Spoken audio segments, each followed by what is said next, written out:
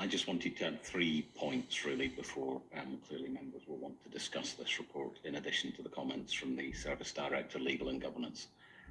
First of all, I think it's important we reflect that this report represents a snapshot in time. So this is something that was developed and the diagnostic was undertaken some time ago, so things will have moved on even considerably further than when the Centre for Governance and Scrutiny first undertook their initial findings and exercise of consulting members through survey and interview process. However, I also wanted to reflect that it's an important opportunity for us to strengthen our corporate governance arrangements as a council. I think reflecting on some of the points that Emma has made, we would all recognise that governance and democratic leadership of the County Council is absolutely critical. The report outlines, in my view, a blend of both strategic and some very operational findings, actually, some of which can be taken forward by officers. But I think the key point I wanted to make is ultimately it is for members to decide what you wish to do with the contents of this report. I think that's critical, and obviously this is entirely within your ownership today as committee. Aligned to that, I did want to make a comment on the proposed new Assets and Procurement Committee, which is referenced in the findings from the Centre for Governance and Scrutiny. I actually welcome that as a finding. I think an enhanced focus by a Service and Policy Committee on our assets, our estate, our land ownership, and particularly enhancing the scrutiny and attention we pay to procurement, contract management and commissioning will stand the authority in good stead.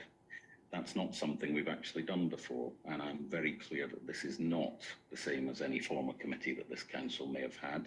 This committee would not have a role, for example, around matters in relation to investment. I think, as Emma has rightly said in her introduction, if this committee were approved ultimately by council, it would operate in the open and receive these reports in a transparent way, as you would normally expect, unless good commercial sensitivity or other grounds existed for those matters to be exempt. Related to that, I just wanted to reflect on the fact that actually this council has been committed for some time to transparency and openness in decision making.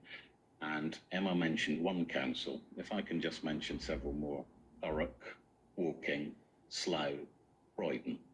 We don't want to be in any of those spaces, so transparency of decision making, scrutiny of decision making and rigour are all important. And I think in reality this report from the Centre for Governance and Scrutiny enables us to reflect on some of those points, and that reflection is clearly important both politically and managerially.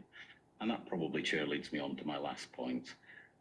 Whilst this originates and emanates from our corporate peer challenge in 2021, clearly as an organisation we are committed to being both a learning organisation and one that seeks to continuously improve. That's what this report provides us the opportunity to consider, and members the opportunity to determine what they want to take forward.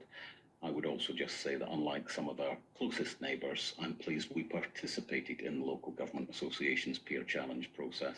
I'm mindful that some of our very near geographic neighbours have not done so for some considerable time, so I think taking the opportunity that afforded us in 2021, learning from the recommendations and reflecting further on the issues presented today is helpful for the County Council. Thank you, Chair.